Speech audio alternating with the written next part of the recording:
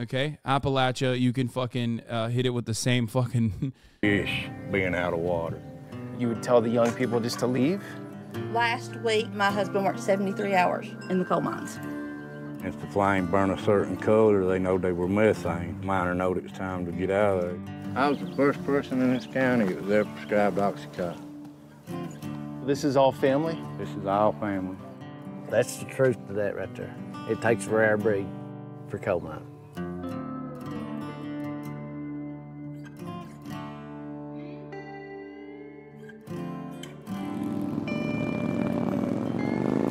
This is Wes on the motorcycle.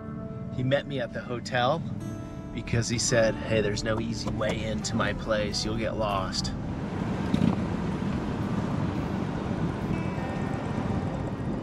When you have the coal miner Matt, it's official. Yeah. You're 5th generation, right, Wes? It's a life of its own, man. What would you do out here if there wasn't coal? This dude is much more normie coded. The other guy's full of dog whistles and just ready to cast individuals as bad actors and not systems. Yeah. Santenello at least had the decency to treat people like people. He used human decency. The other guy shoved the camera in a homeless person's face and asked him to dance. Yeah. Yeah, I know. We saw his border video. It wasn't great. Like I'm not saying this guy's opinions are perfectly in line with mine. I'm just simply stating, I'm showing you a group of people that he's covering and his coverage and how it differs, okay? How his coverage differs from the way that the other guy was covering human beings ultimately.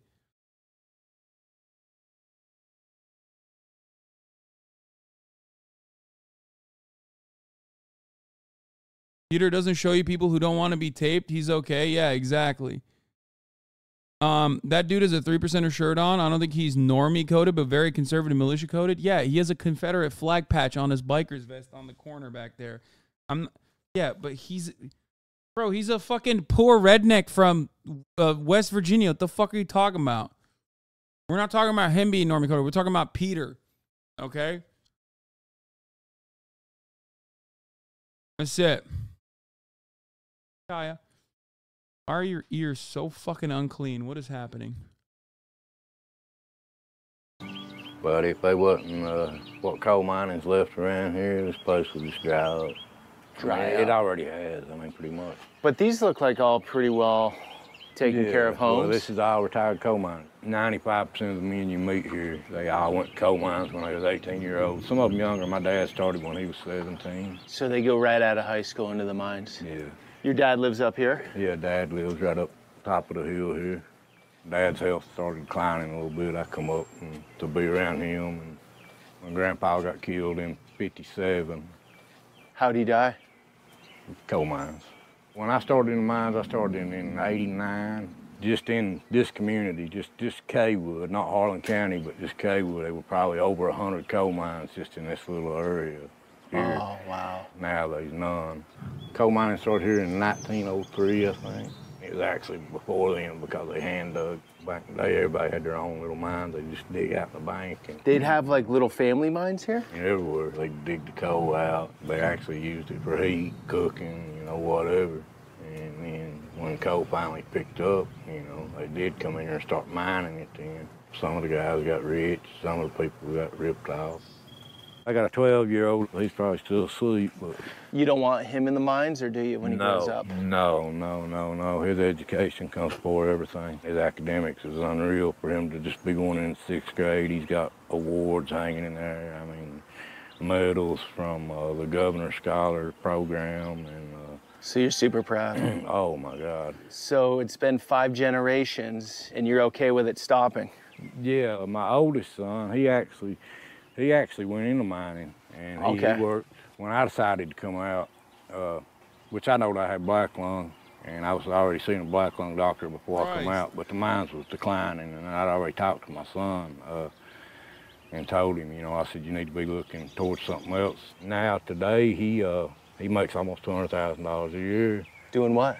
He is electrical. He works for one of the lineman companies. Black lung. Explain that to us. From the sounds of it, you work long enough down in the mine, your lungs turn the color of coal, right? Well, what it does, it scars your lungs. Also, a lot of the rock, when it gets in there, the doctors, when they describe it to you, They say it's like a little small shreds. I like that glass, this guy is. and it just cuts. He values his son's education. Scars. Dad had five brothers. He's the only one living, and the sister's husband also. They worked in the mines, and we've watched every one of them die. And the doctors describe it as when they pass away, it's like a fish being out of water. I mean, you go in there and you know it. Eventually, that's what's going to happen. But when you got a job that's paying, when I started, I mean, sounds crazy, I made $8 an hour. But back in '89, hell, that was good money. Minimum wage was probably what, $4 an hour or something, $3.75, something like that. So really, I mean, you started out making good money, and as it went along, I mean, when I come out, I was making $32 an hour as foreman. Now my cousin, I don't know if he's home or not. We may be able to get him to come out and talk to you. He's still working. He's got about 34 years in, I think, now. 34 years in the mines. Yeah, he's real close to it. If he ain't got that, he's real close to it. So in this, is this a holler or no? This is what you would call a ridge. Okay, in the ridge you got a bunch of family, huh? Yeah, this is all family. Everybody except this house here. And that's very Appalachian, right? Yeah, You grow up, you stay, the family generations. Yes, sir. Churned for years, and in these parts it's coal that's just kept everything going. Yeah, and the families are so tight-knit. When Dad's dad got killed in '57, 3 years later, right, his brother gets killed. They've got all these kids. You know, back then it was normal for a family to have 8, 10 kids or whatever. So, you know, they all had to just chip in and raise gardens and kill hogs and just take care of each other, you know what I'm saying? We say what we mean, and we mean what we say. If we like you, and if we don't, we don't. And you'll always know where to stand with us, because if we don't like you, then we'll just tell you, you know, we won't be mean to you.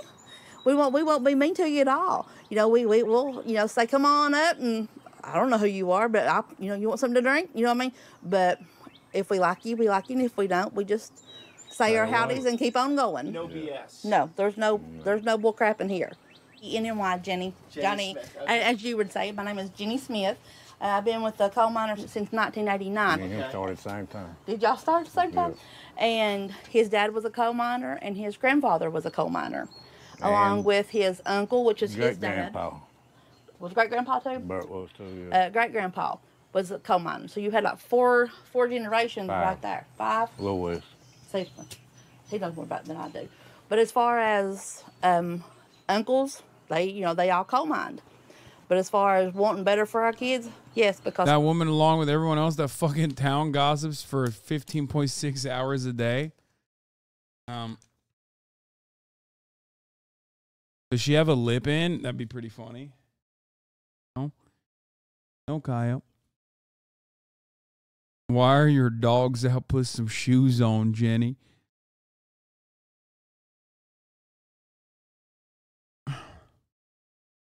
How do we save these people from thinking they have to be coal miners? This guy's unique because he saw his son succeed elsewhere. Not everyone's going to be so lucky to get that perspective.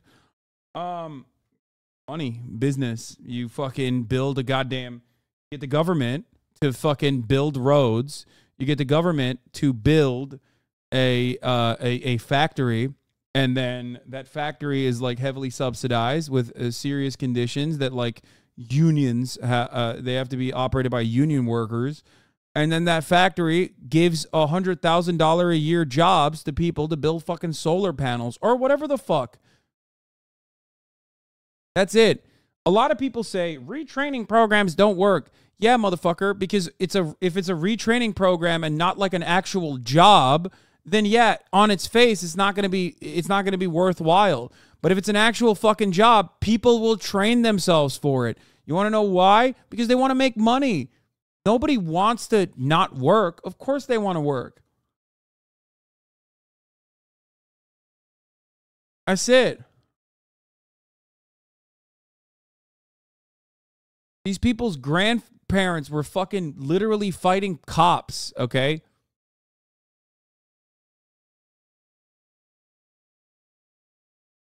No, people don't want to work anymore. Yeah, totally. Nobody wants to work anymore. Very new and very different.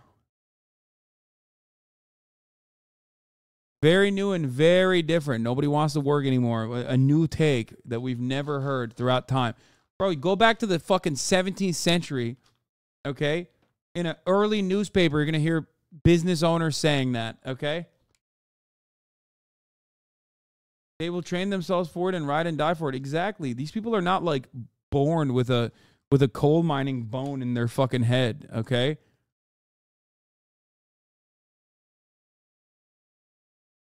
There's no like hereditary genealogy at play here that forces them to work at a coal mine. It's because that has historically been the main industry that they associate with putting a fucking roof over their heads. That's it. I'm an apprentice millwright on layoff for 3 months. I very much want to work. Yeah. Coal is just something that's just not promised. So that's got to be hard for you because it keeps the lights on, it pays the bills, it's good. A brief issue of capitalists crying about that nobody wants to work anymore. Yeah, I saw this on Twitter. Someone just yoinked it. I love when people do this. They just yoinked some dude who like meticulously put together news articles on a Twitter thread and just posted it on Reddit. But yeah, 1894. Next winter, it's becoming apparent that nobody wants to work these hard times. None want to work for wages. The reason for food scarcity in 1916 is that nobody wants to work as hard as they used to. Capital owners have been saying that, okay? They've been saying that. You know what's funny? It's always the same problem.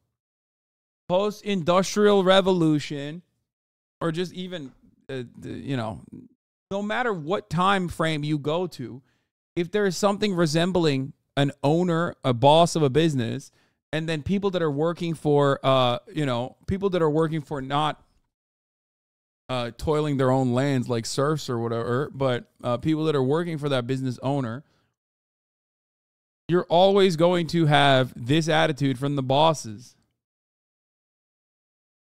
Dumb as fuck. Good money. It's one of the few industry. It's the main industry out here. Right. But then you don't want the youth to continue on. Absolutely. No. So what do you want them to move out of town or? Well, no, go to school. Okay. Go to Good school. education. Do an education. Just like my daughter, we wanted her to go to college and better herself. We didn't want her, which, she's a girl, and a girl probably wouldn't work in the coal mines. Okay. But we wanted her to go to school. Why not, 16-year-old Dorothy? Brother, we don't want him in the coal mines. We want him to go to college and make something of themselves. So that just recently changed then. This whole get the family out of coal. No, actually, my dad begged me to go to college and not go to coal mines. Oh, okay.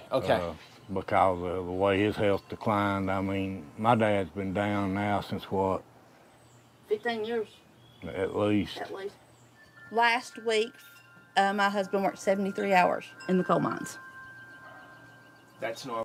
Why? He's literally one of the better travel guys who do these. He's a cornball liberal, but at least he listens and doesn't make a spectacle. You probably watch Bald and Bankrupt and a bunch of actual criminals who but hate on Peter because you're ignorant. Yeah, I think Peter also certainly has had a change of attitude since COVID on certain issues. Let's be fucking real now. But he definitely is like, he ain't a lib.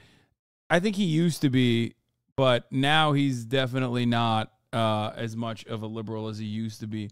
I think, because I've seen, dude, this guy is so fucking kind to his subjects, okay? And I mean subject in like the interviewer sense, okay? He is very good at treating the people that he's covering with kindness, and you would not expect a person who is like a reactionary to do that in a lot of these videos, like going to the Bangladesh neighborhood, you know what I mean, in Michigan, and covering the food and talking to the people there. Like, he doesn't have like an angle to be like, yeah, what's up? Are you guys like regressive? You know what I mean? Are you guys regressive? Are you like Muslim reactionaries? What are your thoughts on women? Like, oh, should you cover all women? Like, like a edgelord libertarian fucking pervert would do that kind of thing when he's covering people like that. But he doesn't do that. Even his Amish videos, right? Yeah. Normal? Oh, That's yeah. yes, that's Yeah, normal for him. especially if So you're not seeing him? No, he leaves at 4. Yeah, I mean, we already covered this so many times, the letter Q, but you're right. I live in Appalachia. I wish people would remember that these are descendants of the people who literally died to give workers' rights. This whole area is ripe for labor action, but we're forgotten by everyone, including libs who think we all deserve to die for living in a red area. 4:30, he has to be at work by 6, and he comes in at 6 or 7 o'clock of I mean, evening dude, every this day. is a dude who's wearing a 3%er t-shirt, and he's got a fucking biker's vest with a Confederate flag on it, okay? A 3%er t-shirt and a biker's vest with a Confederate flag on it, living in fucking West Virginia.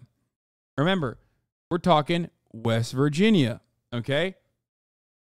The irony here is that, oh, this is Kentucky? Oh, they moved on to Kentucky, not West Virginia. Okay.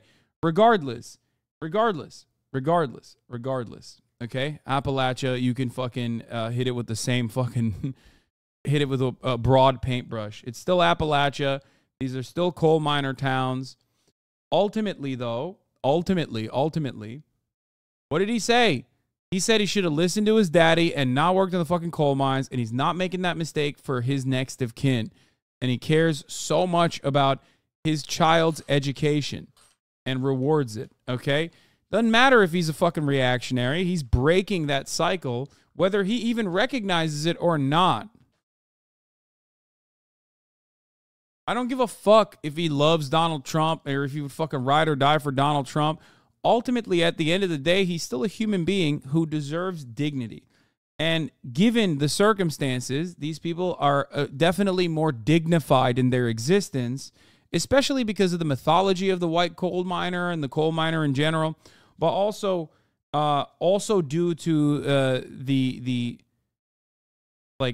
also due to the reality that like there was at least some level of wages that were afforded to him at a certain point in time, and he has a house and shit like that. But in a way, there is no difference between that guy and the fucking homeless guy that you're shoving a camera in. The only difference is he has a home, okay? He's been fucked over by the systems in the exact same way that the homeless guy's been fucked over.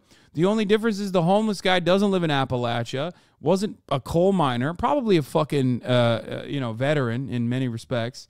In many of these circumstances, that's what happens. Okay? But no matter what your background is, you still deserve to live with dignity. You still deserve to have a shelter. Like, that is the whole point of this whole society bullshit. You still deserve to be sheltered from the elements. You still deserve to be able to put food on your table. You still deserve to live a life of dignity. I don't give a fuck if you're wearing a 3%er patch or a Confederate fucking flag. Ultimately, you still deserve health care. Okay? Like, that's just what I believe in. No matter what. But of course, there is a difference between this guy and all of the black people, for example, that live in urban environments that have been purposely redlined. His shelter and his privacy and the social safety nets that he has, albeit they're very slim to none, close to none, is still afforded to him in a way that is not afforded to the average black person under similar circumstances. So that's another thing that you also have to remind yourself of, because ultimately America is still a white supremacist country. However, and black people in the chat will absolutely agree with this take at least, a country that fucks over their white working class folks like this, well, they're going to fuck over black people even harder, okay? But you were glad a Nazi offed himself and called his libs for not agreeing?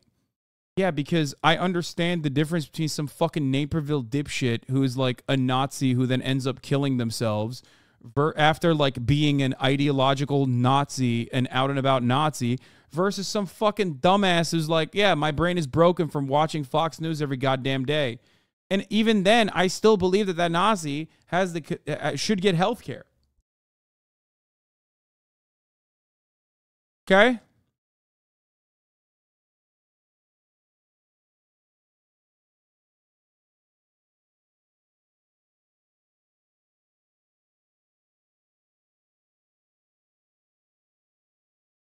There's a part of the population that shit from both the left and the right. Conservatives hate these people too because they're poor and received as gross mountain people with the whole inbred hillbilly trope.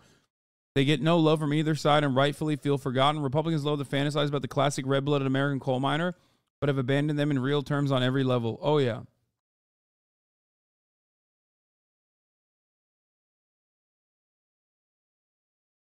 Absolutely.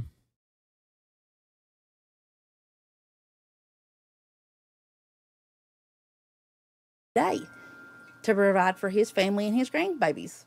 They had to call me out to school because my son was taking panic attacks because he heard me talking to my girlfriend about going back to the coal mines.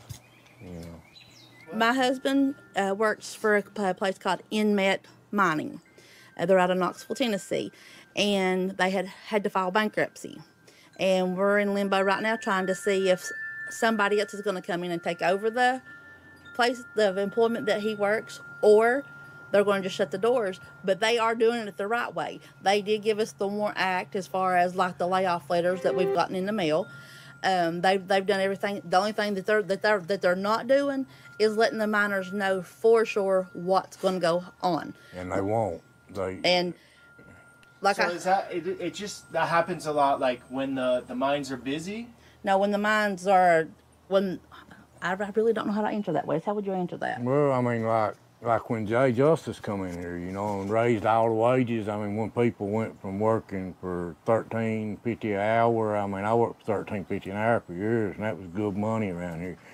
Jay comes in, raises the wages $18 an hour, you know, to $20-some an hour. Then when he decides he's just ready to shut down, you just go into work one day and, you know, like where I was a foreman, they called me in and they said, tell everybody go home.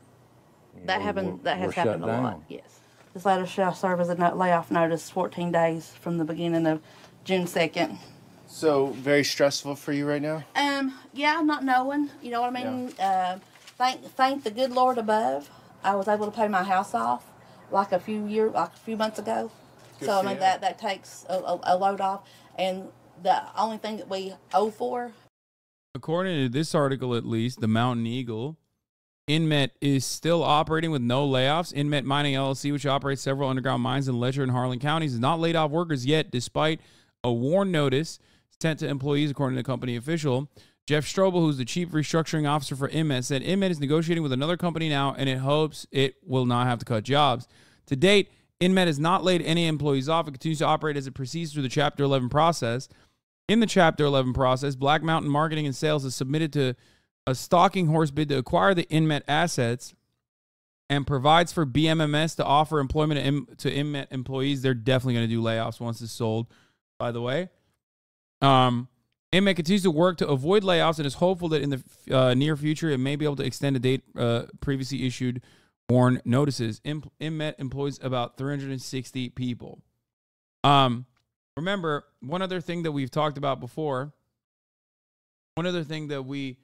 was also the overall number of coal miners is pretty fucking small. Like these people, I feel like there's probably more coal miners that were already laid off than there are currently working coal miners. Like the number of Arby's employees, for example, around the nation is significantly larger than the number of coal miners in the United States of America.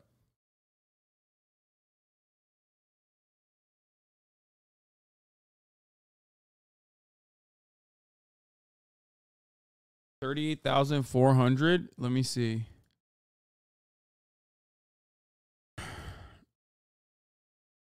Yeah, 38,400 in the United States of America.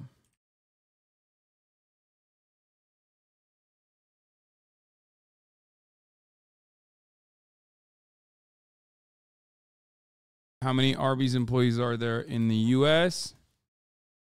Yeah, see? 80,000 employees. Arby's has 80,000 employees.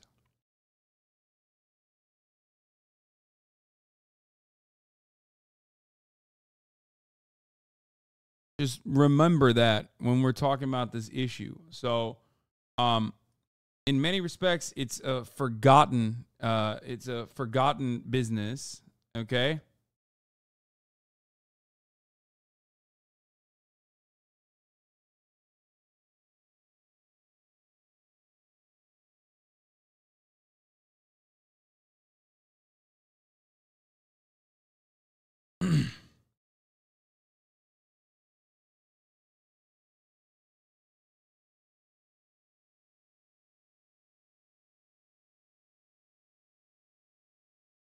Wait, hold on.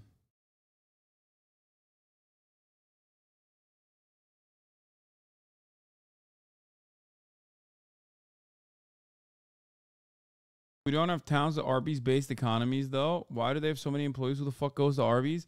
The reason why I used Arby's as an example is because it's like a less popular franchise. It's like one that's dunked on, and even then it still employs twice the amount of fucking workers. You know what I mean?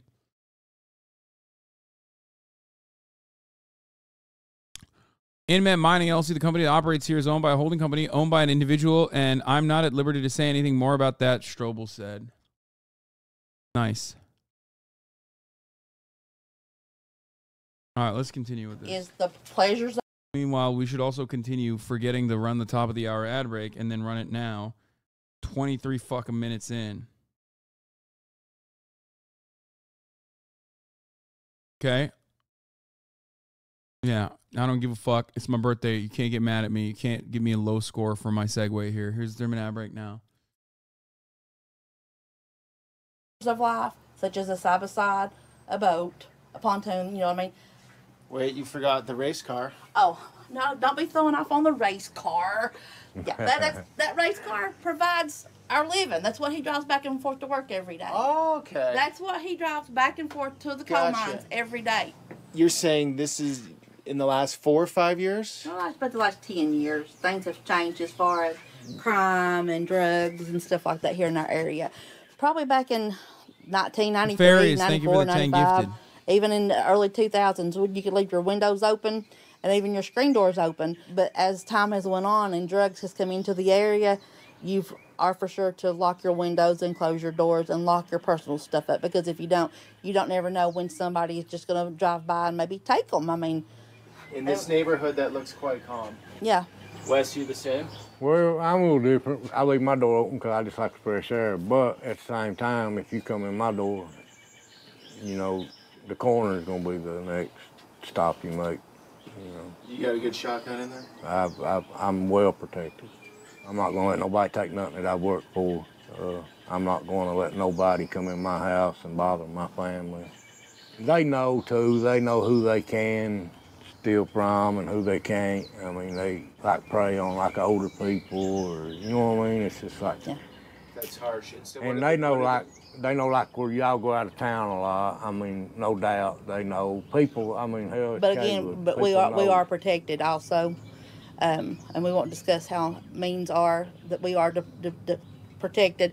But you come on our property, we will know it, one way or the other. And once we find out, we will prosecute to the fullest if we need to. And like, if they go out of town, I drive by here several times a day. If I go out of town, they drive by. Dad's always home. He's looking out for everybody. I mean, that's my husband. He might be able to. So he has one of his random days off. Yes. He got today off instead of the 4th of July. They're gonna work him on the 4th of July. Yeah, I'm gonna work him on the 4th of July. That's not very patriotic. Oh, well, we're going to break the drive. Can I sit through there? No. Something tells me you're not Damn, he's got the Polaris, baby. gonna off-road this too hard because it's in perfect shape. Custom-made doors? They actually make them. I didn't want to pay $700 for a set of doors, and she was on Marketplace and found them for $350. Look at that. So it's the American edition, huh? Yeah. Damn, this one looks mean, brother. Hell yeah. You gotta, what's it, that there, light the flag up on the light bar so it don't blind everybody. You can actually run it with that right there on and not get in trouble. There you go. Just some lights under there. Oh, geez. You guys are ready for Miami Beach with the the kid under there, huh? That'll be a pud muffin. Pud muffin? Yeah. So you're saying don't wear... Just regular working class folk, by the way. Wait, what the fuck do you think these guys are? I mean, he has a Polaris and a fucking Jeep, but like, what do you mean? What, you think this guy's caked? You think these guys like actually living the high life? This is literally the exact same thing that racist people do when they see like a black person that's living in like you know, shitty conditions, but they have like nice clothes or like a nice car or something, and they're like, why did he spend his money on this? Like, what do you mean, bro? He's got nothing.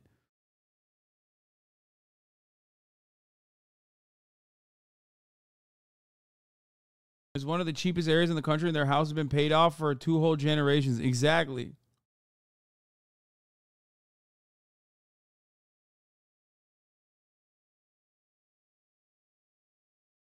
There are some parallels between miners and military in that respect.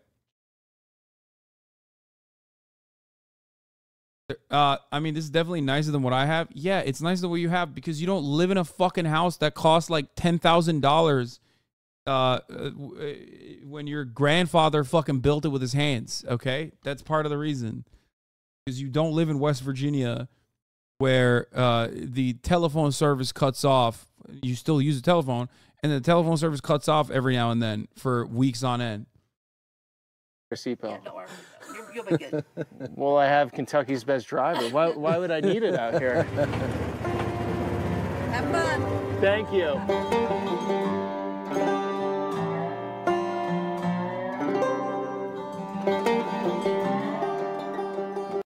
To be fair, you said, hold on. You said, yeah, dude's been in the mines for 34 years, bro. It's like, that's the other part of it. It's like, what do you want this motherfucker to do? He should be living in a goddamn mansion. But what's also funny is, of course, someone in the chat said, it's like when dumb motherfuckers say, like, them refugees, they got the newest iPhone. And it's like, I do feel like that guy would say that. Like, that guy that we just saw, I'd be looking at the TV going, look at them Haitian refugees. He's got a football jersey on. Well, not football, a fucking soccer jersey on. But you should also be a little bit smarter than that guy. Old strip job? Yeah. That's where they just shear off the top of the mountain? And get the coat. Do you work on top or you work in the... I work under the mountain. Under the mountain. Going back in. Some of it's got like 5 inches. See how this rock right here is? And there's a coal seam right there. They'll go under it and we use what we call roof boats and to help support the top as we drive. There'll be like 5 different entries across through there. So when you say coal seam, you see like a layer of coal in the earth, and that's what you guys tap into? Yeah. I'm going into my 35th year this year. How many do you want to do? I don't want to quit work. Dude, my man worked in the coal mines for 35 years. Not like Steven Seagal style, like not where mama at, like straight up actually fucking worked in the coal mines for 35 fucking years, bro. I can't believe you. You know, I can't believe chat was like trying to take his treats away, dude. This guy, you know, this guy's like, yeah, you could take my gun away from my cold dead hands. You could pry it from my cold dead hands. And it like also low key kind of makes sense, okay, for him to say that. Now that I heard what the bi-coastal elitists got cooking up for him, okay, in this fucking chat, I get why he's saying things like that. I can't see myself living off of trying to draw a check. I mean, that's, you know, that's just the way I've been raised, taught. And you must be good at what you do. Well. Also, you got to realize, you know, these motherfuckers are workers, okay? You want to know how? They live in West Virginia. Look at his body. You can fucking hit it with the same fucking... This dude has no... Like, if he wasn't... Or Kentucky, not West Virginia. Sorry, I keep saying West Virginia. Kentucky, he's in peak physical shape.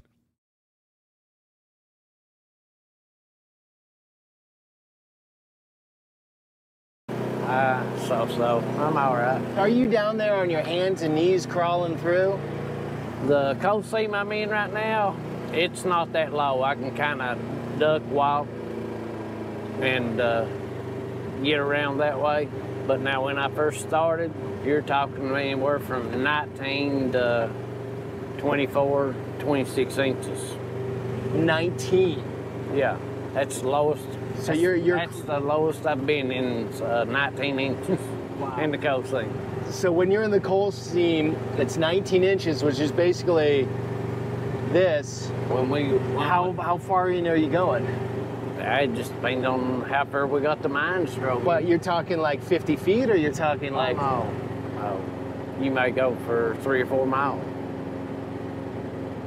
It'll just run up and down. Sometimes you'll run into what we call squeezes.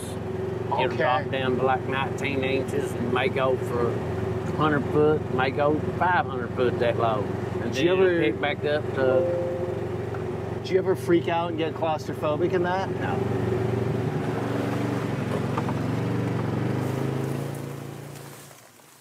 So what is this, a mine shaft down here? Deep mines. What we call shaft mines when you go down. Okay. Straight, straight down into the ground. It's just kind of what I work in is the deep mines.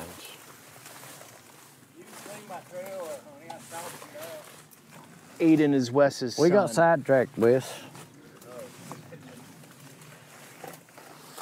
Oh, cool.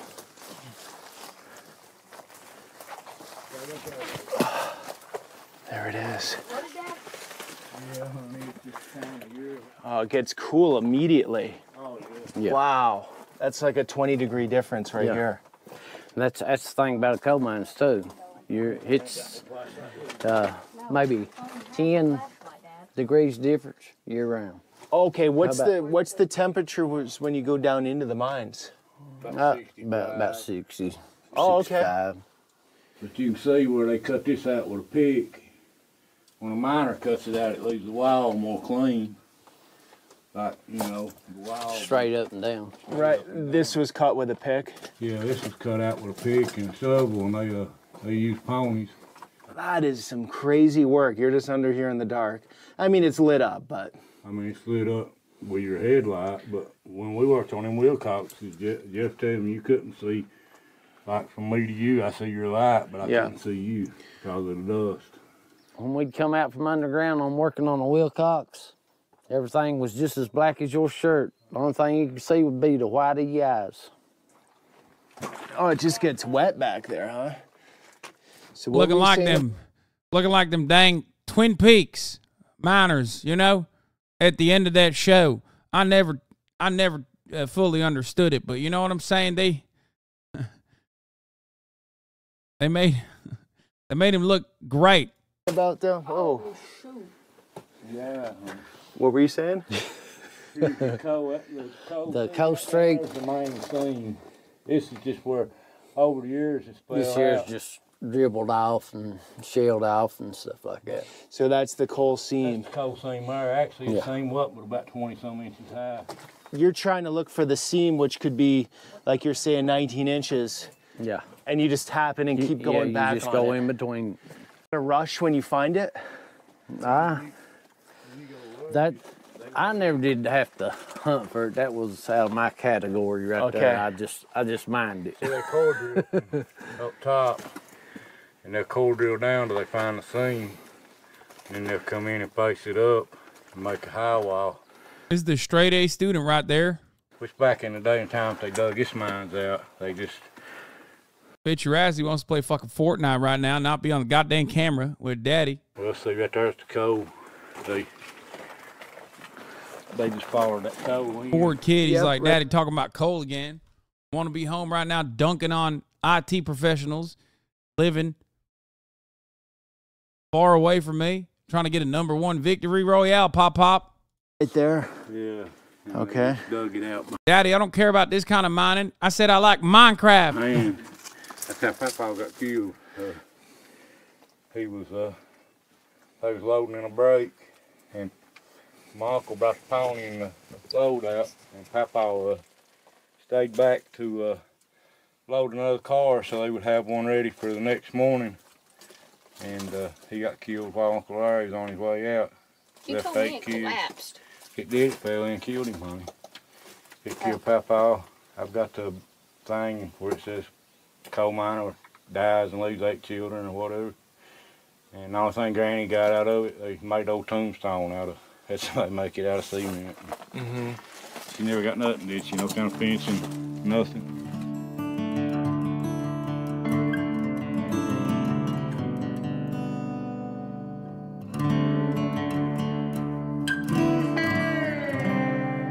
Kentucky latency's fucked up for sure. Oh yeah, he's on insane ping. Like you've never seen ping like this.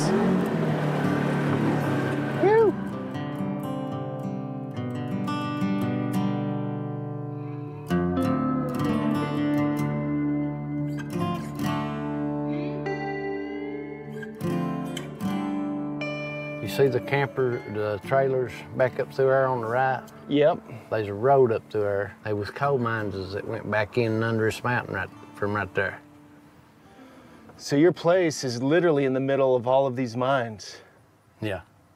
Does it make you happy to see all this, all the mines that have taken place? Well, there's been a lot of good people probably lost their lives, especially back in the day. I mean, it's not near as dangerous as what it used to be. What's that say? Rare breed. That's the truth to that right there. It takes a rare breed for coal mining. What would you want to tell those that never mind, don't understand it? What would you tell them? Stay away from it if you don't have to do it. Lots of customer on copper infrastructure max. Some people can get is 1.5 megabits and 4 megabits per second packages for internet. I work in ISP in Kentucky. Jesus Christ. Really? Yeah. Cause but also at the same time, some of these fucking places will like weirdly have fiber. I don't know if this is one of those places. Probably not. But like America is so weird, dude, where you will have like one fucking town that's like, YOLO, fuck the ISPs. We decided to make government fucking funded infrastructure where they'll just have fiber. It's not even a joke. I forget what it was. There's like random parts of the United States of America. I'm sure MHUD would know immediately, but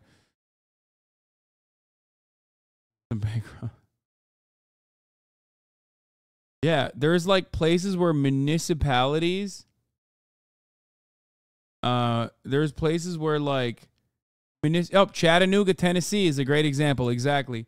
Chattanooga, I forgot the name of Chattanooga, but yes, in Chattanooga, they decided these ISPs are fucking us over.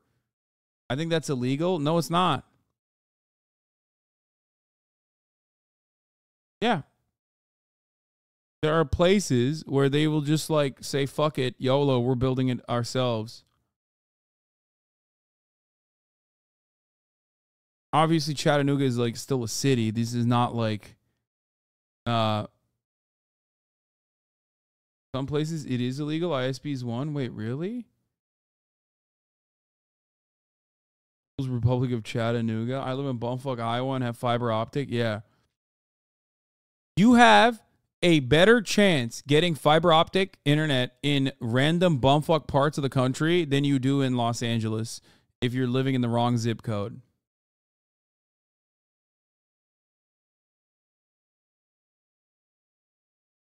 And while you're young, you don't realize it, but as you get older, the wear and tear it takes the toll on your body and stuff like that. Yep. That's where it comes into play. So what would you tell someone where this is the economy out here? This is what you got. You would tell the young people just to leave? Go to school, get an education. But then they'd have to leave for a job. No, not necessarily, because my girl, you know, she's been raised right here.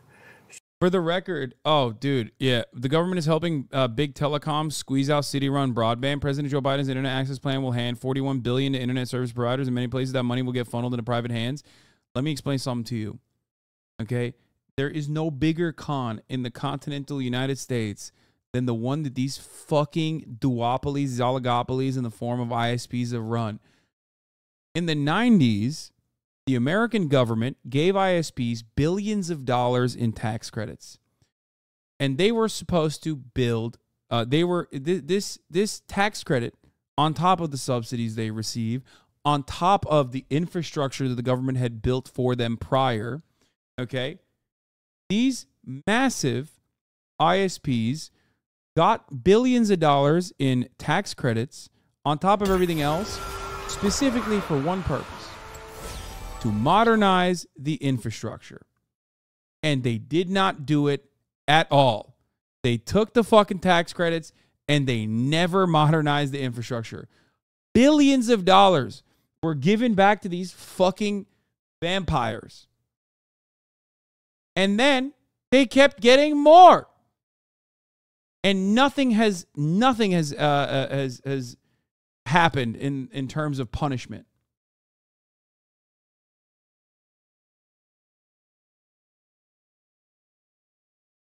they need to go to prison.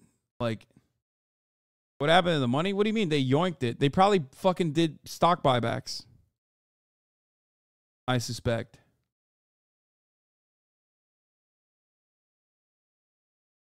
We use it to pay off the cities that never allow new ISPs to lay new lines, so it all works out.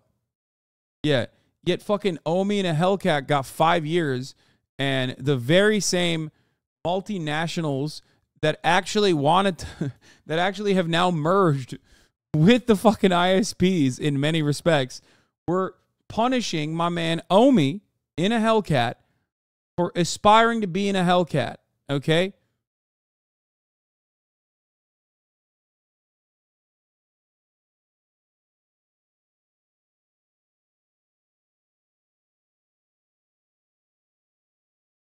Trying to get a private company to build infrastructure is like trying to explain socialism to Twitch streamers. When Omi gets out of prison, we're buying him a Hellcat. She went to school, got an education, and now she's a medical assistant teacher at Southeast Community College. Great. Trying to help the younger ones coming up, teaching them, so maybe they can keep a job around here for medical programs and stuff like that, where they can stay at home and not have to leave. Okay. I gotta pee. So in a way, you're very proud of your work in coal mining, but you're also rational, saying don't do it. Right. My dad always told me, son, I'll beat you before I let you go in the coal mines. He beat you a lot then.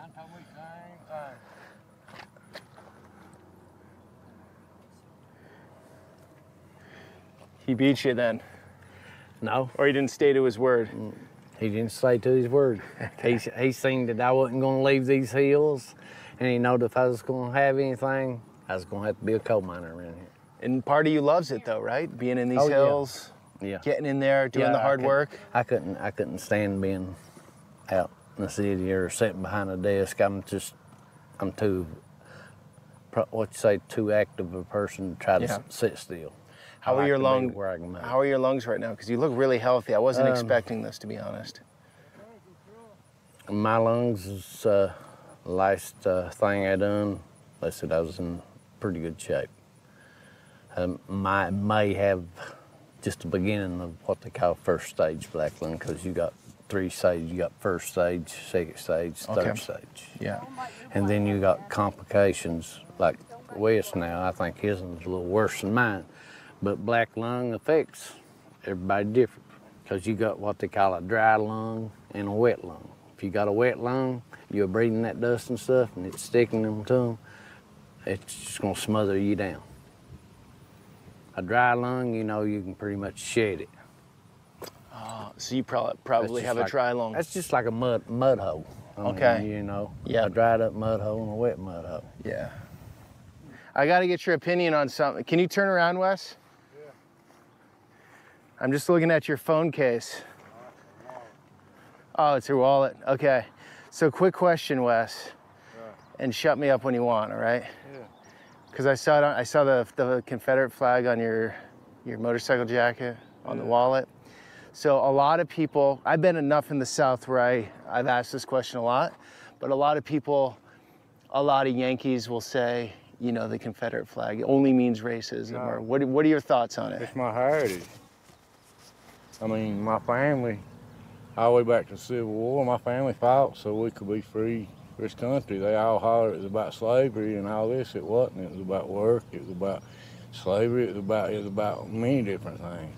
You guys didn't have slaves though up here, right? I don't think. Part of Kentucky, I mean. Not in the hills. No, not in the hills, no. But I mean, it's heritage, man. You know, we don't look at it that way. My granddaughter, she's beautiful. She's mixed. You know what I'm saying? My niece and nephews, they're mixed. I don't have no problem. I got some of the best friends that I'll ever have in my life is black. I got a guy I met through the internet, black guy. We speak every single day. Every morning he tells me, you know, good morning, how you doing, Wes? Where you riding today? You know what I'm saying? That's cool. We got bikes in common, you know what I mean? So it's just, you know, I mean, people can think what they want. I don't give a shit, you know what I'm saying? I know what it stands for. I know what it means to me. I mean, if I wanted to come out and say, yeah, I'm racist, I would say it, you know what I'm saying? But I'm not racist at all. Wait, how did this conversation start? Want to wet mud up. Yeah. I have to go back. I gotta get your opinion on something. Can you turn around, Wes? Yeah. I'm just looking at your phone case. Oh, it's your wallet. Okay. So quick question, Wes. Oh, and shut me brother. up when you want, all right? Yeah. Because I saw the Confederate flag on your motorcycle jacket on the wallet. So a lot of people, I've been enough in the South where I've asked this question a lot, but a lot of people, a lot of Yankees will say, you know, the Confederate flag only means racism. Or what? It does.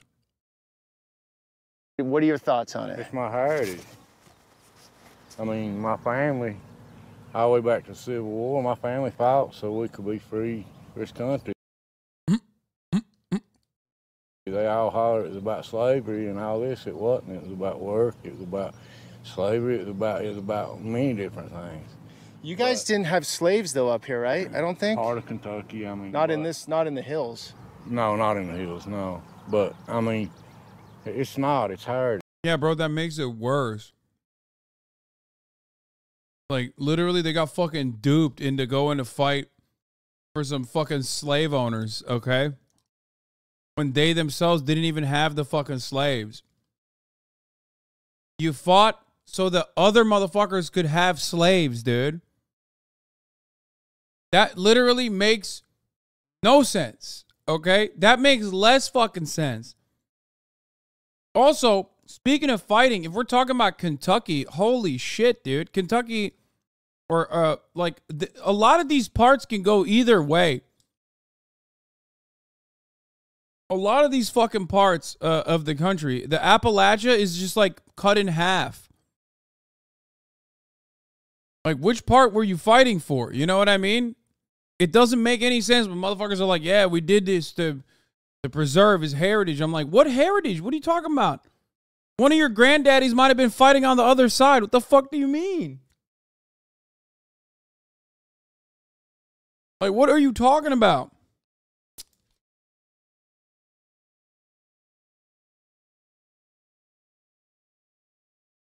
It goes even crazier when motherfuckers in Ohio are rocking with the Confederacy. I'm like, what the fuck are you doing, bro? It's heritage, not hate. It's like, what heritage, dumbass? You misunderstood the heritage. Your granddaddy was killing the motherfuckers whose flag you're rocking with.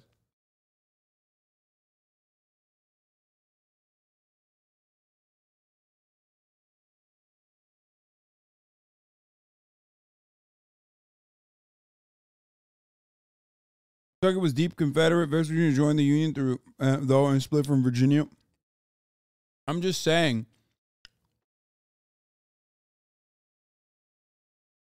that in many respects, these guys don't even understand who the fuck they're talking about when they're talking about their grandfathers. Man, you know, we don't look at it that way. My granddaughter, she's beautiful. She's mixed. You know what I'm saying? My niece and nephews, they're mixed. I don't have no problem. I got some of the best friends that I'll ever have in my life is black. I got a guy I met through the internet, black guy. We speak every single day. Every morning he tells me, you know, good morning, how you doing, Wes? Where you riding today? You know what I'm saying? That's cool. We got bikes in common, you know what I mean? So it's just, you know, I mean, people can think what they want. I don't give a shit, you know what I'm saying? I know what it stands for. I know what it means to me. I mean, if I wanted to come out and say, yeah, I'm racist, I would say it, you know what I'm saying? But I'm not racist at all. I think everybody's equal. I mean, you got, I don't come out and say what I would normally say, but I mean, there's blacks in every crew, and there's whites, and there's good people, and there's bad people, you know what I'm saying? Yeah, it's interesting because unfortunately a lot of people just give it an easy label and they see the flag and they get, that's all they see. But I mean, you see rebel flags everywhere, but no, racism, I mean, they holler all this Ku Klux Klan and shit. Man, I've been here for all my life and I ain't never seen a Ku Klux Klan, you know what I mean? It's not like we hate on anybody. I mean, you know, we just try to get along, man. We just want everybody to get along, man. I want things to better, you know. I don't care if it's a black president in there and he's making things better, that's a wonder.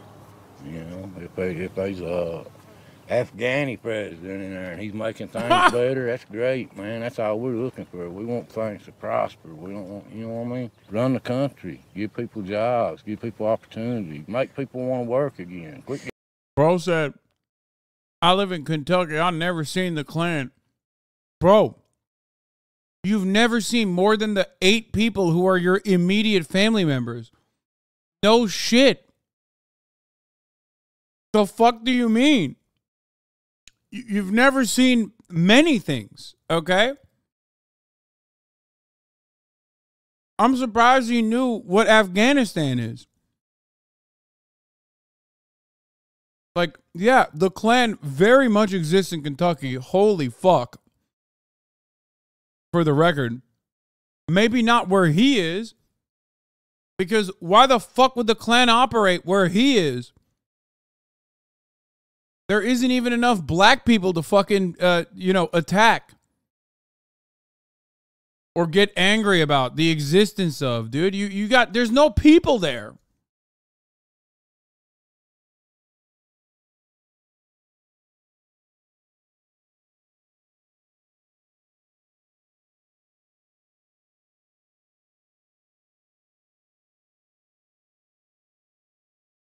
Giving people shit, you know. I'm glad my oldest son did decide to leave because he bettered himself. He went through a good job. How many kids do you have? I have 4. 4? 2 girls, 2 boys. All right. This is your youngest? That's my youngest. I've had him ever since he was born. I'm a single dad with him. We keep a girlfriend around on occasion, but yeah, on occasion. Biggest part is me and him just do the bachelor thing and love life and enjoy. And or at least try. We do good, son. You got it made there, buddy. Don't start that. Show him your shirt. What do you got? Huh? Wait, what is my shirt? Support your local peacemakers. What's that, a local group here? It's one of the motorcycle clubs I was telling you about that we... Uh-oh. Also, I just want to show you guys something here. This is unbearable, okay? This is unacceptable. I don't know what to do about this situation, okay? At a certain point, it's like, enough is enough.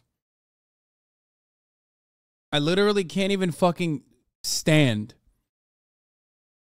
Like, out of control. Just absolutely fucking out of control.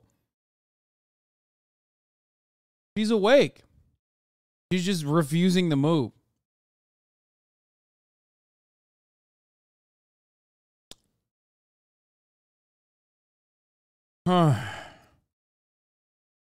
Ridiculous.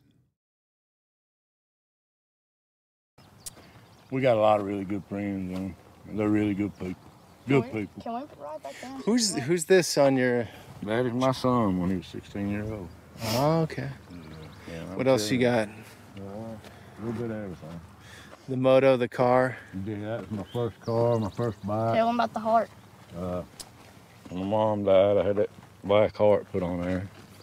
I said that when Mom died, it turned my heart black, you know what I mean? The Cardinals, when my grandmother died, both writing under them is, that's their handwriting. The guy actually took from letters that they wrote me and took their handwriting and put it under each of them. And my mom was my world, you know? She was my rock, and Granny was everything to all of us. I mean, she's what held everything together. And it's like they know stuff, like my grandma Browning, she called Mom and Dad one night, wanted to know where I was at, 1:30 in the morning, you know what I mean? I'm 16-year-old, wild. You gotta be there. I had got out and wrecked a motorcycle. A few minutes later, they got a phone call that they had me in the hospital, you know what I mean? I lost a lot of blood and so forth, and just like she knew it. And my grandma, immediately, she could read out of the Bible, Ephesians 16:5, I think it is. And if you're bleeding, it would stop bleeding. Now people's gonna look at this and say, look, this dumb. It will, you know what I'm saying? But I mean, it's true. I mean, it's true. Right up here the other day, had a guy to shoot himself.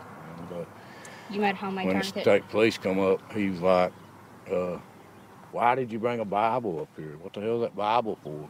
I said, you ever hear of Ephesians? And told him the verse. I said, you know. I said, dude's a free bleeder. He's dying, you know. And they said, so you brought a Bible instead of a tourniquet? I said, what you going to do, preach his funeral? You know, just kind of redneck top anyway. But I don't know. It's just the first thing I thought. I keep a Bible in my truck, so I grabbed the Bible. I'm not no big Christian or Bible thumper or nothing like that. I just, you know, I was raised. Most people in our class is raised to believe in church and so forth. Is church attendance down a lot these days? Actually, the church or is it pretty busy here? I mean, actually, here around Harlan County, actually, the churches are doing pretty good, ain't you? Yeah.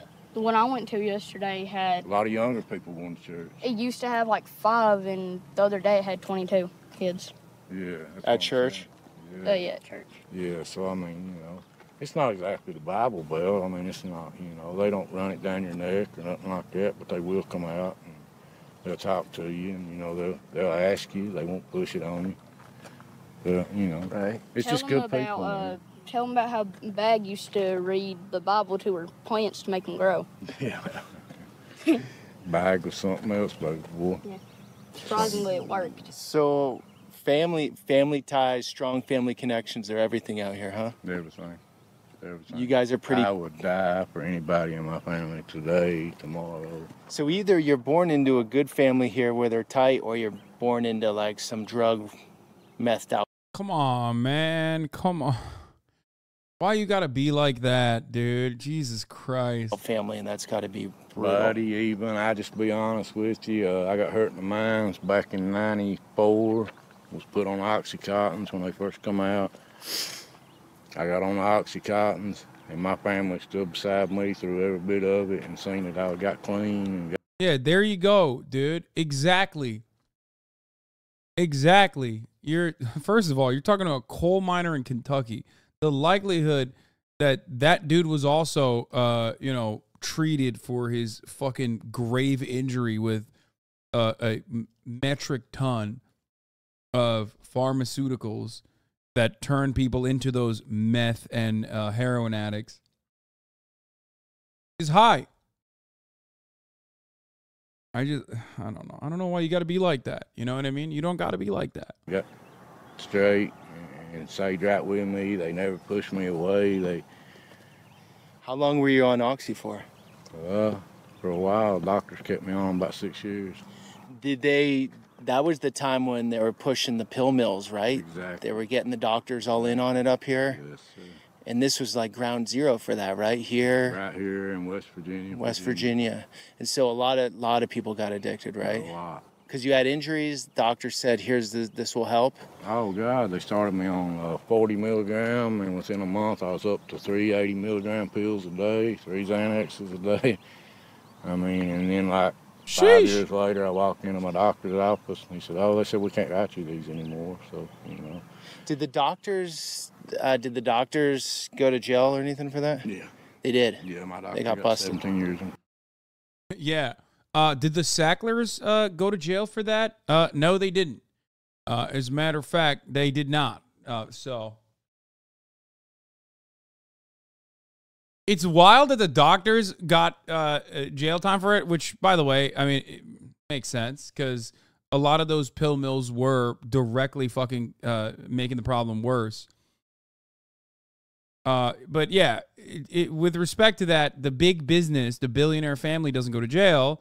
They get their name on the side of like, I don't know, the art hall of an institution or the opera house in your local fucking, in your, you know, a New York opera house or whatever. They get to fund the arts and whatnot. Whereas the rural doctor cashing in, well, he bet your fucking ass he went to jail. Prison. No way. Yeah, I got 20. You got 20, what do you mean? I got 20 years too. In prison? Yeah. You've been in prison for 20 years? I didn't do 20 years. I've done 9.5. Wow. Yeah.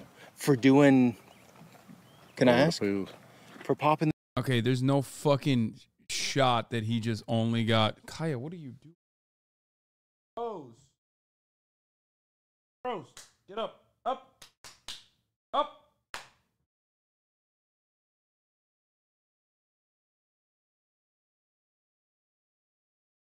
No way he's doing 20 years for he was probably helping the doctor, I would assume. There's no way. The pills. Well, when they cut me off, I mean, you're so sick, you don't know. And so I decided, you know, hell, I've got all these pills put up. So if you can make a buck, you know what I mean? So you're selling them. Yeah, there you go. Yeah, he was selling them. He said the letters they wrote me before, where you think he was? I don't fucking know. I didn't think immediately prison. The fuck? You see top of the hour, do you immediately think ad break? Some of you do, and most of you forget. You know what I mean? Because at the top of the hour, there's a 3-minute ad break. If you no longer want to see those ads, all you need to do is subscribe for $5 or for free with the Twitch Prime by connecting your Amazon Prime account to your Twitch account. You get 1 free Prime subscription a month. Use it on your favorite broadcaster. Hopefully that's me. All right. God damn it. You can also get gifted a sub if you're lucky. Here's the 3-minute ad break now. I honestly, this sounds crazy, and I know people ain't gonna believe it out there, but I honestly, honest to God, I mean, I didn't even sell it to the guy. I gave it to him because he said his wife wouldn't take his kid to the hospital or something unless she got a pill, and I give him a pill. And next thing I know, they got me in court, got me in jail, got me in court, and 9.5 years later. Wow. Yeah. And, so that just destroyed the region a bit, huh? All that oxy? It hurt it.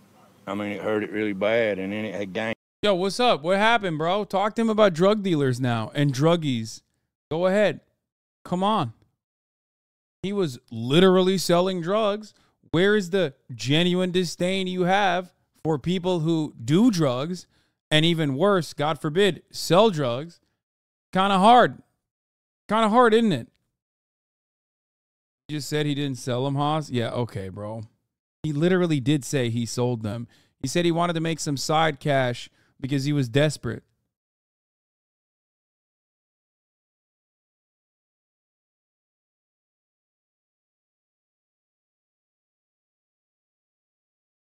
Nefarious, thank you for the 10 gifted.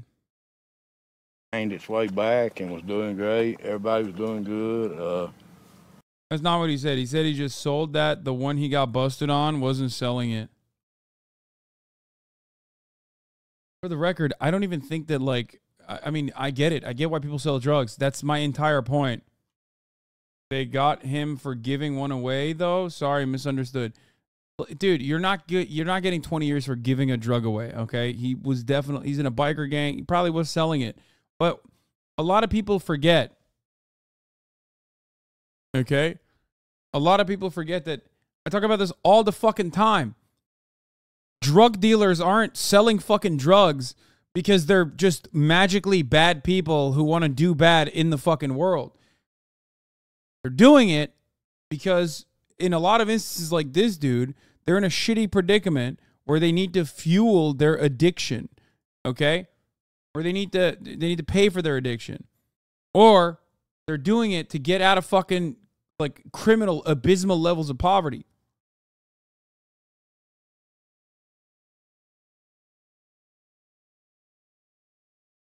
I think it's great to see a dude like this, especially on this journey, you know, get introduced to him, develop a liking to him, and then slowly but surely start to unwind some of the other aspects of his existence, because this is probably the only way that chatters will ever see people like this as real human beings, reacting to stimuli, reacting to their circumstances, reacting to their environments, right? It doesn't work the way you think it works. What? Valky raid? Thank you for the raid. Valky Ray.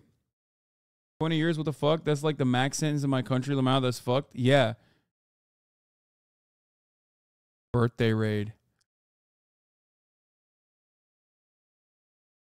The Sackler stole what would have been the best years of my life for me. So now I'm in my upper 30s. I'm experiencing the best years of my life. Yeah, that's the point. That's actually the issue here. That's why I have so much respect for Big Mike. Said he only served 9.5 years. Yeah, dude, 20 years is fucking ridiculous. Whenever they give you like this insane sentencing, oftentimes you get out on half that on good behavior, for the record. But regardless, dude, it's still fucking insane. He went to jail for 9.5 years. The fuck do you mean only? Big Mike discourse again. Yes, I will always have a tremendous appreciation and respect for people who have struggled with addiction, okay, and have defeated it, and it's a lifelong struggle. You never fully defeat it. You know what I mean?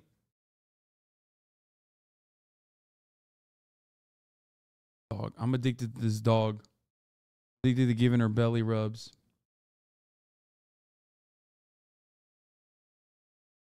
I mean, everybody was sober, it seemed like, and then this shit hits around here, the fentanyl, and which, I mean, you don't find many people. It's the younger people, man, and that's what's so sad, because you see all these young people dying, man, and it's sad.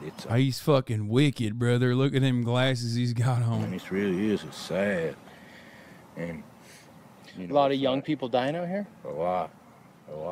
The schoolhouse, you actually can't see it for the trees, but that's part of the parking lot right there. And just like right across the street, they've been four die in one house there.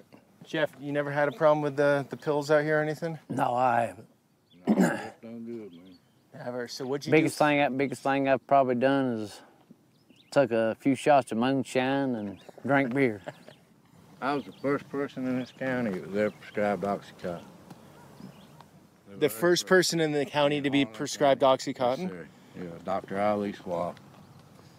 He's still in prison? No, he's out. I think he may have died. So in your guys' days, it was, you had... Bro. Come on. You can't just only be talking about the fucking... Please use the brain muscles a little bit further. Take it one step further. Be like, you guys know who the Sacklers are? Do you know Purdue Pharmaceutical? I'm sure they know, too. It's not even like... And even if they don't, it's like, come on, think about it. Had an injury in the mine, you needed pain relief, like Oxy, right? They'd load you up on pain pills and send you back to work the next day. Okay, but now you're saying the young people now, they're not in the mine, so they're just getting the drugs. Nothing. They're getting dope, and they're making money running and selling it for somebody else. You know what I mean? And It's not. You could probably the drive cartels around and for stuff about sending it in here. They say Louisville's a hub for it. You know what I mean? Louisville's what, 2.5 hours away? Louisville's a hub? Should be more rehabs. I mean, I think there should be more, sober living homes, stuff like that. Prison don't. This guy's so... Yeah, look at this, dude. My man's rocking with the Confederacy while simultaneously talking about rehabilitation over incarceration, brother. You know what I'm saying? The fuck is this? Treat addiction like it's an illness. Don't incarcerate it. I wonder why he has such a... what would be considered an incredibly, endlessly liberal approach. Which, by the way, again... Hasan, can you explain thinking past the doctor, genuinely confused, want to learn? So there's been a lot of writing on this that you can find. There's also, I think there was a Hulu show as well that was like a direct recreation of real events that transpired. But the Sackler family owns a company called Purdue Pharmaceutical. Purdue Pharmaceutical created Oxycontin and lied to American doctors and greatly marketed Oxycontin as a non-addictive drug, as a non-addictive pain relief drug. Now, of course, it was profoundly addictive, as we all know, many years later. They lied and said slow release was going to make it safe. They lied on every aspect of the drug in and of itself. They also then went and created institutions within universities. They built think tanks, as they often do.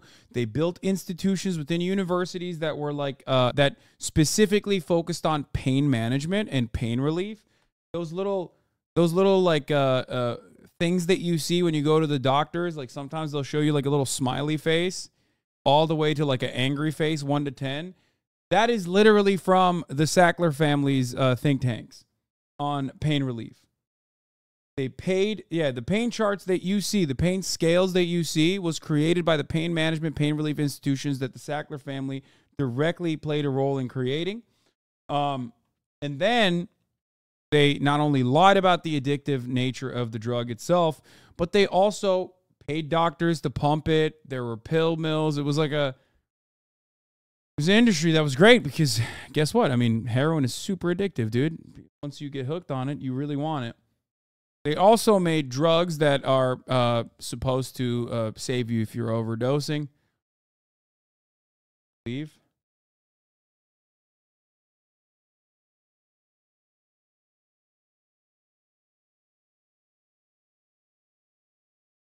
Yeah. Or I think they do Narcan, not Suboxone. Or do they also, like, they do the methadone substitute, which is, I think they do the methadone substitute. I always get it confused. Or they either also own a patent for Narcan, which is what you take, which is what you're supposed to be given when you are overdosing on heroin, or the other opiate substitute that you're supposed to take to get off of it. But yeah,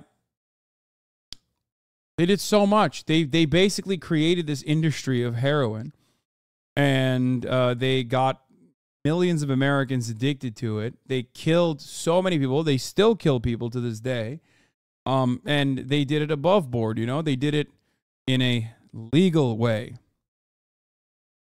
Because they're rich, and that's how it works. So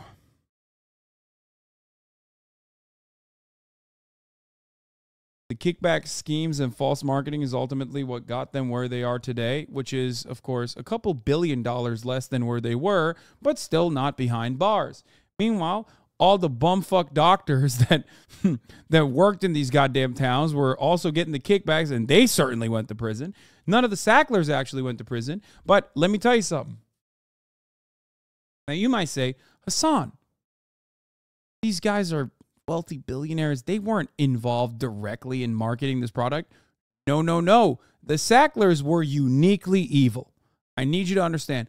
In a lot of circumstances, the billionaire failed children don't actually have any say in the operation. They are still morally culpable and should be punished. But this is one of the very unique circumstances where, yes, some of the family members were absolutely hands-on involved in the marketing initiatives and hands-on involved with all of the schemes. So, you know, just remember that when you think about how many people have died and how this conversation has turned around from, like, actually the real villains to, like, I don't know, Mexicans are bringing in fentanyl over the border. Not true. Okay? Not what's happening. That is not the real reason. There's a market for it now, which is why it's coming in. But the real problem was always the opiate addiction being started with the Sackler family and Purdue Pharmaceuticals. Whew.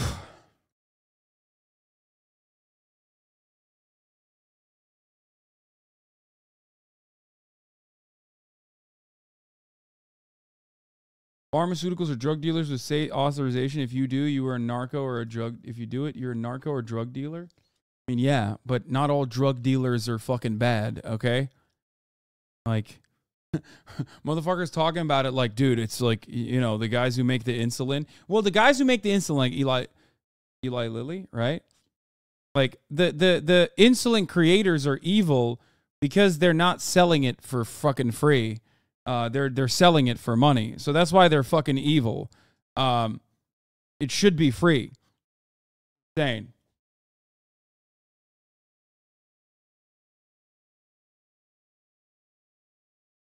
Don't help you. I mean, honestly, God, it don't. I mean, prison can make you a worse person. You know what I'm saying? It just done me just the opposite. It made me think everything that I missed. You know what I'm saying? My son was 9 years old when I went to prison, and when he come got me, he was 18. He drove to prison to pick me up. So that's what you think we need in the country overall, just more rehab, more family structure, which is hard to. I don't know. I'm from Kentucky, and me and my friends all started Oxy when we were like 15. They were everywhere. Christ. I don't know how you fix that, but. And you need it out of here. You need to shut the borders down. Yeah, look at him. Look, he's so fucking tapped in. Shut the borders down. Yeah, brother. It's the Mexicans that prescribed you the Oxycontin. You know what I mean? That you also sold. You literally sold the drugs. Oh, my God. Okay.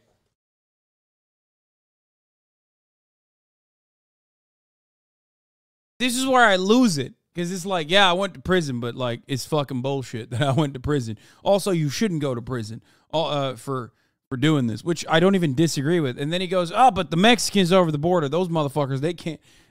What's the argument? Only white Americans are allowed to fucking sell me Oxycontin and pills? What the fuck?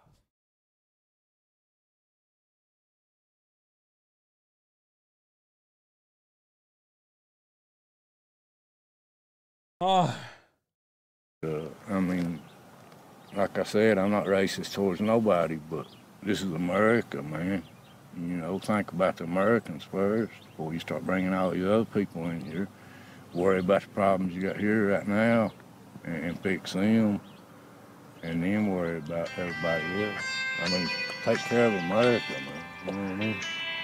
This might not be nothing to nobody. I mean, to me, it might not be nothing. I mean, look at it. It's beautiful. You got family. I mean, I could not. Yeah, I mean, it's funny because, like, he's not doing the classic, them immigrants took our jobs shit.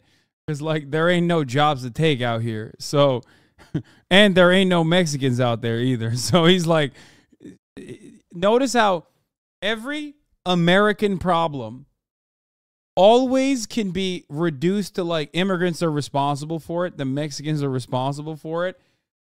Which is, like, hilarious, but because he doesn't have any jobs that Mexicans took from him, specifically, he's like, you know, fucking, they're dealing the drugs. Bro, he was a drug dealer. The immigrants did take his job. Well, I mean, the immigrants were his suppliers at that point, if he's talking about the Mexicans. Knock on any door out there, and I guarantee you, they feed you. You're not even from around here, and I guarantee you, you can go to any door around here and say, man, I'm thirsty, I need a bite to eat, you know what I'm saying? Yeah. Could you give me a drink of water? Could you spare a bologna sandwich, you know what I'm saying? And I guarantee you that 99.9% of them would take you in, set you down, and feed you a meal, give you something to drink, you know what I'm saying? No, this trip I started in West Virginia, I've felt nothing but that from the locals. One guy bought my meal, just one stranger bought my meal at a restaurant. That's everyone around here, paying forward, they call it. Everyone's been very cool, and I think that's what doesn't go out to the world about Appalachia, like deep Appalachia like this. We're in the thick of it. Yeah. And those connections and the way people are to each other, they can be. I mean, you're either loved or hated, I think, is how it goes, right? But you bring that on yourself also. You get what you give, right? I mean, if you give, you get. If you show somebody a support and show them that you really need it, they'll help you, and they will. I mean, honestly, there's times that my family should have just turned their back on me and said, you know, we're done. But instead, they kept pushing. You know, you're better than this, you're better than this, you're better than this.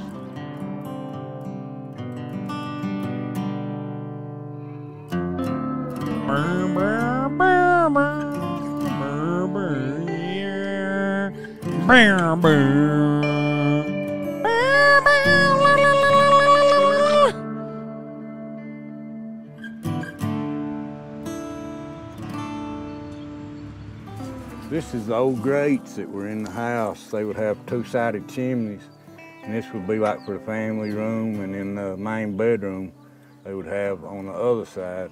And you'd put your coal in here, and at night you would bank it, what they call banking. In other words, they'd get a good fire going, they'd put ashes on top of it, and it would hold heat all night. Okay. And that's what you would heat the house with. And like the old buck stove we got in here, they would use them in the houses for cooking and so forth. This is actually an old lawnmower. They used to use the ponies to pull the coal out of the mines, and got all the old pony shoes. Ponies to pull the coal out? Yeah. In here we got mainly mining stuff. I'm sorry, we've got electricity off out here right now, but they call these breast augers, and you can see. Okay. That's the bit, and some of them's a lot longer than that, but two men would operate it. One man would put a plate against his chest. Okay. And they would drill into the coal, and then they would be able to put shots off in it then. So drill in, then put a stick of dynamite in, right? This is just all old bottles and stuff. My great-granddad bought this property in 1942, and this is just all the old bottles and stuff that come out of the camp houses. And like we was looking at the old toy car. Oh yeah, this? Yeah.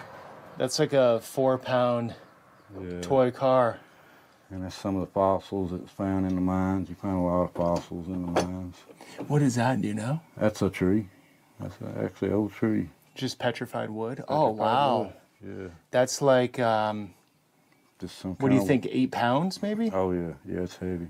Wow. And, you know, it's just different things. It was through the years that we've collected over the years. You got the old Civil War thing. They would melt their lead in that and pour it into casts for balls, you know, for the lead balls. Yeah. You know, when we were going out shooting and hunting, you know what I'm saying? And this is, you'd heat this up with coal iron? On top of this stove here. This is what old buck stove All right, looked like. you just did that, right? Yeah, you just set it on top of it, then when it got hot, you could iron with it. It's got a striker on the bottom, and you would ignite it, and when you would go into the face of the coal, if the light went out, you know that there was an oxygen deficiency because, you know, fire won't burn without oxygen. So a miner know that it's time to get out of there, you know what I mean? And then if the flame burn a certain color, they know they were methane, so they know to back out. Did you ever have a problem with oxygen in the mines? We cut into one old mines, and it wasn't on the map, and it flooded us out. And we had low oxygen, but we were really deep, and it took a while to get out, but everybody got out all right, and everything was good. Super scary? Not so much. I mean, that wasn't the first time we'd ever cut into old works, but you just got to stay calm, huh? But my son was like 17 at the time, and he was mad as hell because I was kind of helping run the mines, you know, kind of helping the guy out, and they had a boss up there that didn't have no knowledge whatsoever, and he got madder than hell because I went back in, you know what I'm saying, and to set pumps and stuff, and oh God, he took a fit, you know what I mean. So you guys would sacrifice yourselves for these companies in a way, huh? Well, I mean, like I would have sucked, I guess, sometimes. You know, like I said, I missed 5 years when I started bossing. I missed the first 5 years I bossed. I didn't come home for Christmas, Thanksgiving, whatever. We were in the mines, had so many pumps in it. The pumps had to be made every day. Dude, he was in jail until his son was 18, so how was his son 17? He has like 5 sons, dude, I think. He has like 5 kids. You know, through the government. And I would have to go out on Christmas Day and Thanksgiving Day and pump water and check pumps all day and make them where I was born. 2 sons, 2 daughters. But I kind of regret that in a way because just got to spend my grandma's last 2 years with her for Christmas and stuff. That was her birthday. She lived here. She lived right here? Yeah, she lived right here. And then we used to have an old camp house that sat right here. And they were... believe it or not, at one time, I think there was 19 houses through here. In this valley here? Just straight up this holler. So this is all family? This is all family. Everybody up and out there is family.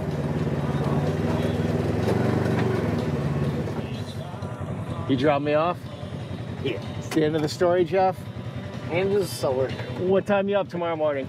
4:30. Bright and early. Well, I appreciate it. See you, old bud. You're a great guy.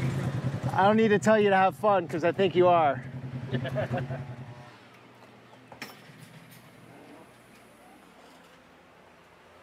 Some medals that you got for academics and ball and...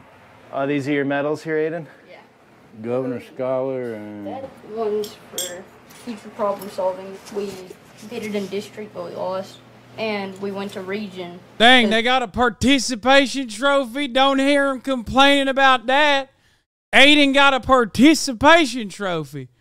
He seems damn proud of it. We had a second chance, and we won region. Sorry. This was my dad's. Like I said, Dad got covered up. You can see where it knocked his... Someone shooting up there? Oh, yeah, they shoot. They just go... They got like a little range up where they shoot at. It actually broke his light off his hat and everything, broke his bill off his hat. He run a miner and he was in the deck of it, and it had him shoved down in the deck. and he'll tell you about sitting there eating dinner while he was covered up. It took him about 6 hours to get the rock off of him. And when we come in from school, we seen the ambulance sitting there, so of course we was freaked out. But he would not go on to the hospital till the kids seen that he was okay, you know. That was Granddad's hat, and it passed down to me. I wore it probably till the inspectors made me quit wearing it, where it was a cut down hat.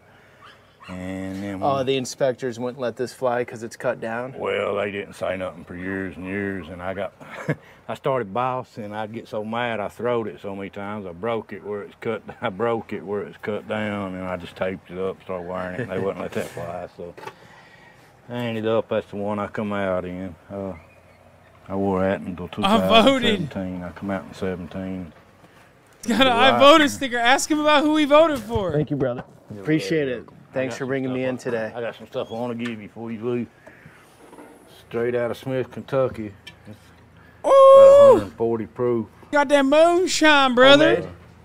Yeah, of course. I won't say a whole lot more on camera about that, but brother, that will get you blind. Okay, that's all I'm gonna say. Thank you. For you too. Thank you. This was made also. A good friend of mine made that, and I'm sure he'd appreciate you to have it. And, yeah. I want you to have both of them, man. That's so cool, Wes. Thank you, bro. Yeah, man. One more. Thank you, bro.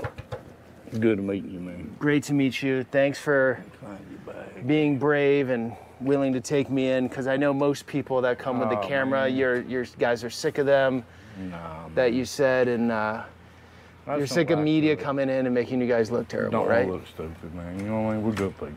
Yeah. You know? It's very evident for anyone that wants to, that's truly curious. Just a little simpler life than most is used to, but man, I wouldn't have it no other way. All right, guys, another view into a world most of us have no understanding of. A few big takeaways for me. First, this was a great shot. I mean, he did a great job, Peter Santenello did. Firstly, it's complicated. He's really good. You know, Jeff is in coal, it pays for the lifestyle and everything they have out here, but would never want their kids to be in coal.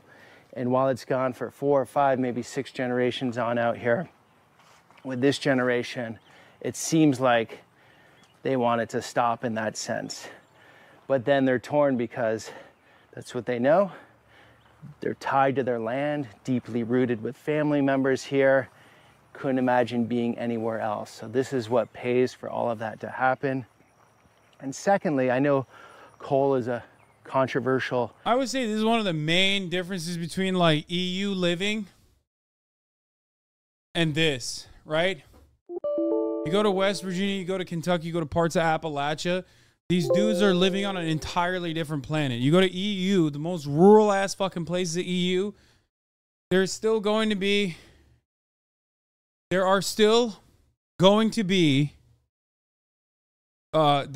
accessible. If you ever get on a fucking train in Germany, in France, in England, there's still absolutely fucking areas that are accessible. That is not true at all. Wait, what? How is that not true at all? I'm not talking about Eastern Europe. I'm talking about Western Europe, which is significantly more comparable to motherfucking United States of America.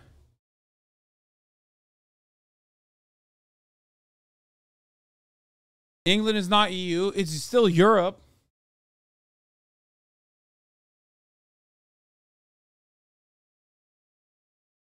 And while their situation is not great either, okay, while their situation might not be great either, it is infinitely better in comparison to someone living in Appalachia.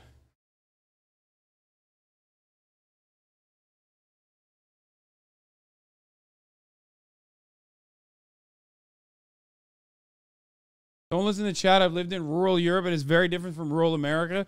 Bro, rural Europe is very different than rural America. Rural America is closer to rural China, okay, than fucking rural Europe. Like those places that we watched yesterday when it's like doo doo doo doo doo doo doo doo. The fucking white guy that goes and lives in a fucking faraway town with like uncle and he's eating pig heads and shit. That experience is unironically closer to the fucking Appalachian experience.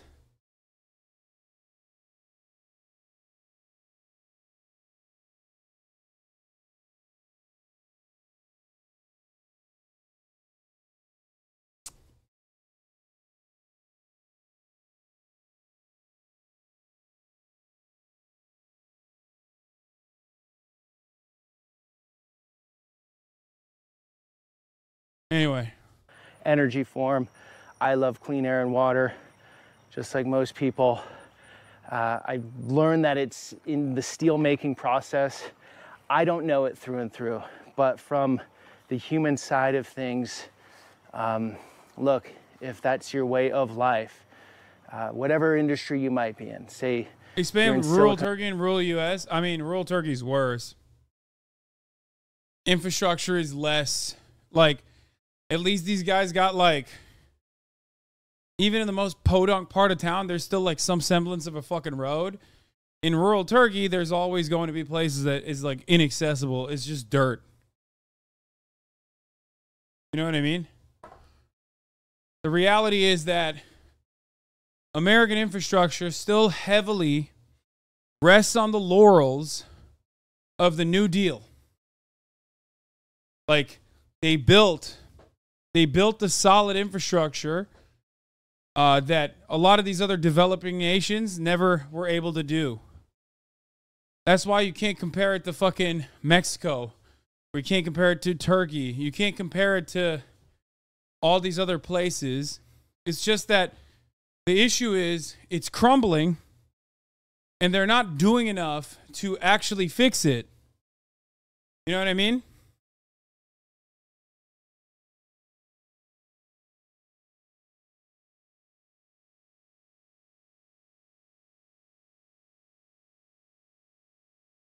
Valley and create tech and imagine, obviously this can't happen, but all of a sudden tech's going to be gone and your industry will be gone. And then what are you going to do?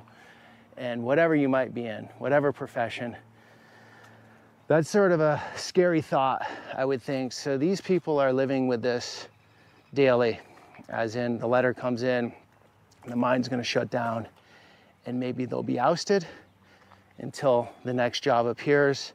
But I think it's a stressful worry that your work, your talent, your knowledge. Chatters who think Europe is massively bigger than the US. Oh yeah, I never said that like land use is comparable. That's why I think China is a better comparison with a significantly worse starting point than the United States of America.